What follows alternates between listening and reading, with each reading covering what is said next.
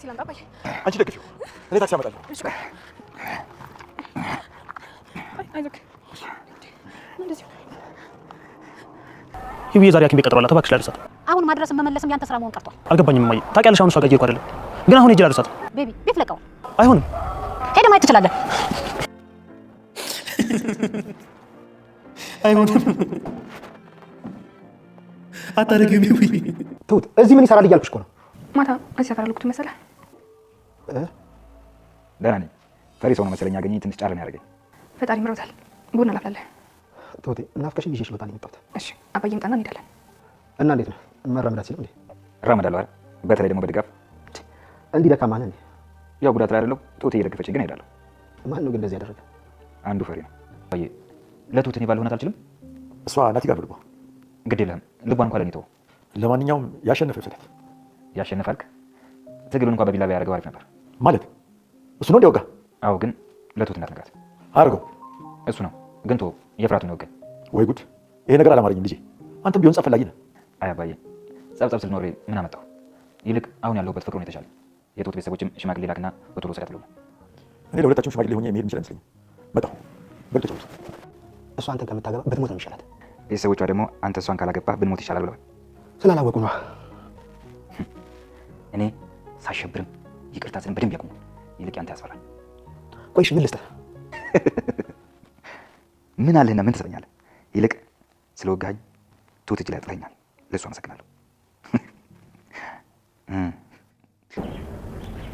አቤት ምን እንግዲህ የደነገጠችው አባዬ ደውሎላት ሊሆን ይችላል ማለት ነው። እንግዲህ ትሁት ተመስገንን የወጋው ናቲ እንደሆነ አታውቅም። ነገር ግን ለአባዬ ናቲ እንደወጋው ነግሮት ስለነበረ ስለዚህ ናቲ ምን ልስጥህ እያለም ነበረ መጨረሻ አካባቢ ማለት ነው። ምን አለና ምን ትሰጠኛለህ እያለም ነበረ። ታዲያ ናቲም ተመስገንም ሁለቱም አባባን ለሄዳችሁ ሽማግሌ ካልሆናችሁ ሲሉ ነበረ። ታዲያ የካሌብ አባትም እኔ ለሁለታቸውም ሽማግሌ ልሆን አልችልም በማለት ብድግ ብሎ ጥሏቸው ሄዷል ማለት ነው።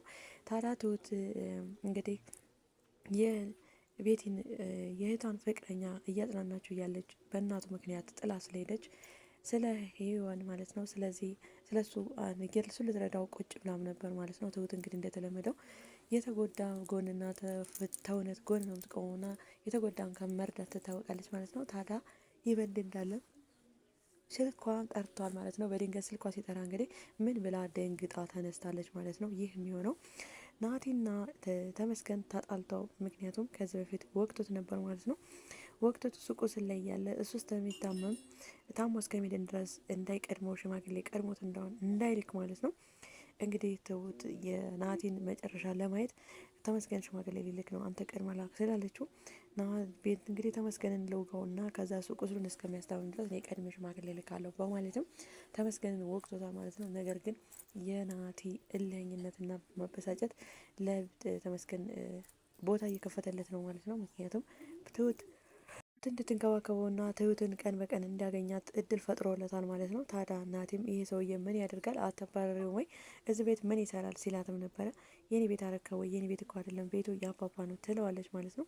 ታዲያ ይህን ስትለውም ናቲ ስለወጋኝ አመሰግናለሁ፣ ነገር ግን አንተ ስለወጋኝ ጫር ነው ያረከኝ ደግሞ የፈሪ በትር ስለሆነ ስለዚህ አመሰግናለሁ፣ በመወዳትና በማፈቅራት እጅ እንድንከባከብ አድርገኛል ሲያለም ሲያበሻሸቁ ነበር ማለት ነው።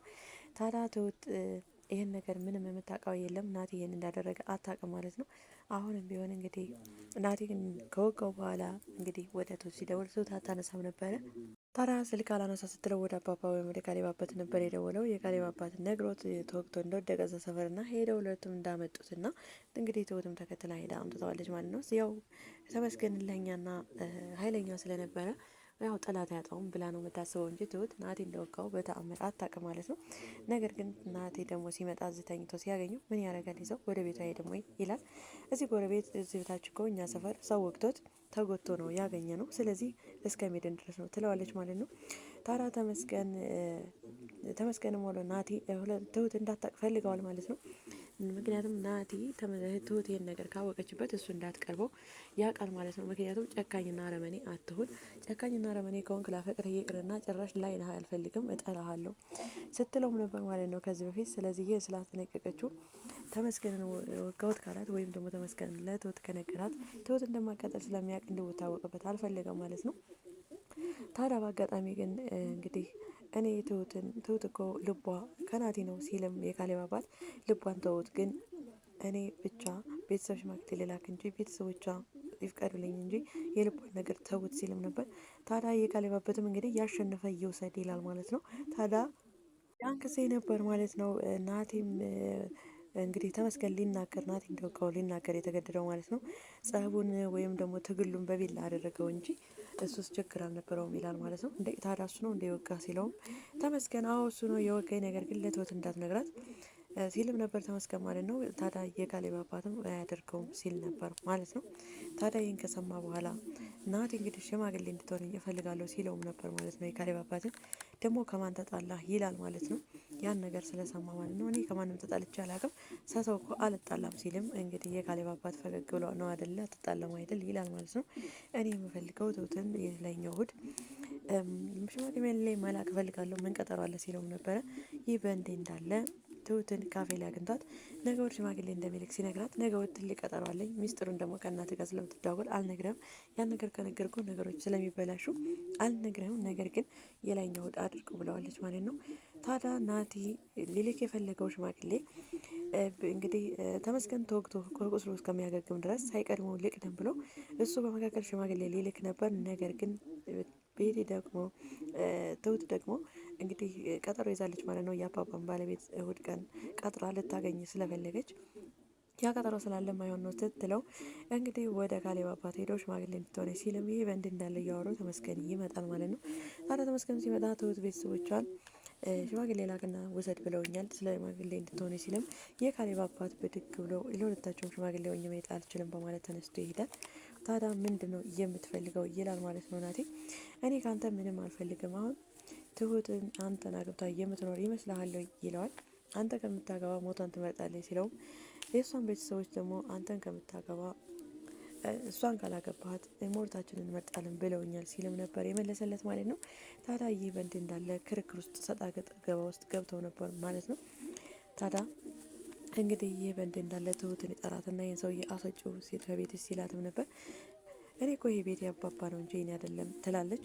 አይ አባባ ማለት እኮ ያንቺ ቤት ነው ማለት ነው ሲልም ነበር ናቲ ማለት ነው። ታዲያ ናቲ እንግዲህ እዚህ እንዲቀመጥ አልፈልግም ማለት ነው። የካሌብ አባትንም አስወጣው ሲልም እኔ ቤቴን ማንም እንድጸልይበትና የተጎዳና የደካማ እንዳርፍበት እፈልጋለሁ፣ ማስወጣት አልችልም። ያንተም እናት እኮ እዚህ ታማ ነው የሄደችው፣ ነዳፊ እባቦች ቢበዙ እኔ ግን የዋህ እርግብ ሆኜ ማስጠለሌን አልተውም ሲል ነበር ማለት ነው የካሌብ አባት የመለሰለት። ታዲያ እናቴን እየመናገር ፈልገህ ነው ወይ ይለዋል። አይ እናት ከመናገር ፈልጌ አይደለም፣ ነገር ግን ያንተም እናት ሰው እንዴት ታምናለህ ሲለው ነበር። ሰው ማመን ያቆምኩት በአንተ እናት ነው፣ ያንተንም እናት እንደዛ መኛት መጨረሻዋ ይህ ሆኗል ይለዋል።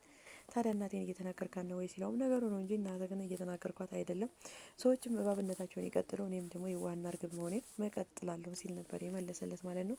ታዲያ አንተም ለሱ እያገዝክ ነው እንደ ሲለውም ነበር። ለማ ይላል ለተመስገን ሲለውም ተመስገን አዎ ባለውለታዬ ነው፣ ታሟል፣ አሁን ደግሞ እስከሚድን ድረስ እዚህ ነው አገግሞ ሄደው ቤተሰብ ሄዶ አስተማሚና የሚያሳቅመው ስለሌለ እዚህ መሆን አለበት ሲለውም ነበር ማለት ነው። ታዲያ ናቲ በጣም ተበሳጭተው እዚህ ጋር ካሌብ አባት ብድግ ብሎ ሄዶ እንደገና ትሁት ደግሞ ሄዳ ነበር ማለት ነው። ቤቢ ጋር ሄዳ እሱን የቤቢ ጓደኛ ወይም የቤት እህት የት እንዳለች ልትነግረውም ሄዳ ቁጭ ባለችበት ናቲና ተመስገን ብቻቸውን ቀርተው ነበር ማለት ነው። ታዲያ ምንድን ነው የምትፈልገው ከኔ? ስለዚህ ምንድን ነው የምትፈልገው ሲለውም ተመስገን እየሳቀ ምን አለና ምን እፈልጋለሁ ሲለውም ነበር ማለት ነው። እንግዲህ የካሌብ አባትም ተነስቶ ስለሄደ ትሁትም ደግሞ እንደሌለ ስላወቁ ናቲ አሁንም በድጋሚ ቤት ተመስገን ላይ ጥቃት አድርሷል አላደረሰም የሚለውን እዚህ ጋር አንድ ትሁት ስልክ ሲደወላት ደንግጣለች ማለት ነው። ያ እንግዲህ ትሁት ስልክ ሲደወላት ደንግጣ ምን ብላ ተነሳችው ሊሆን የሚችለው እንግዲህ የካሌብ አባት ትቷቸው ዞር ስላለ ተመስገንና ናቲ በድጋሚ ተጣልተው ሌላ ድብድብ ውስጥ ደርሰውና እንደገና ደግሞ የካሌብ አባት ይሄ ሁሉ ባንች ነው፣ ናቲ ነው እየወጋው፣ ስለዚህ አሁንም እየተደባደቡልሽ ነው ነይና መላ ፈጠሪ ብሎም ሳይሆን አይቀርም ማለት ነው። እንግዲህ ትሁት የደነገጠችው ማለት ነው። ምክንያቱም ናቲ በምንም ተአምር ሽማግሌ ሊልክ ሲል ሊሳካለት አልቻለም።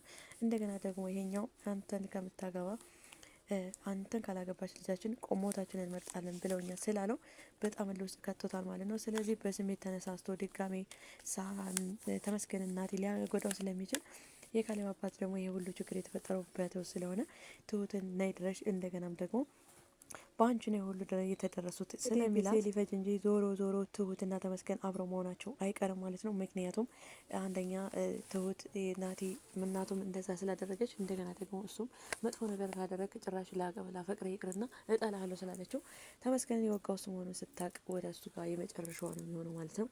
ያ ማለት እንግዲህ ተመስገን ይሳካልታል ማለት ነው።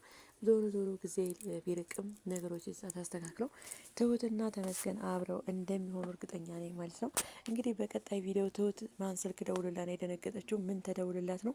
ተመስገንና ናቲ የሆነ ድብድብ ውስጥ ገብተው ነው ወይ? መጨረሻስ ትሁትና ናቲ አብረው ይሆናሉ ወይ? የማንኛቸውስ ቀድሞ ሽማግሌ ይልካሉ የሚለውን በቀጣይ ቪዲዮ ይዤላችሁ መጣ ይሆናል። ዛሬ እዚህ ላይ ያበቃው። በሌላ ቪዲዮ እስከምንገናኝ ድረስ ቸር ሰንብቱ። ባይ ባይ።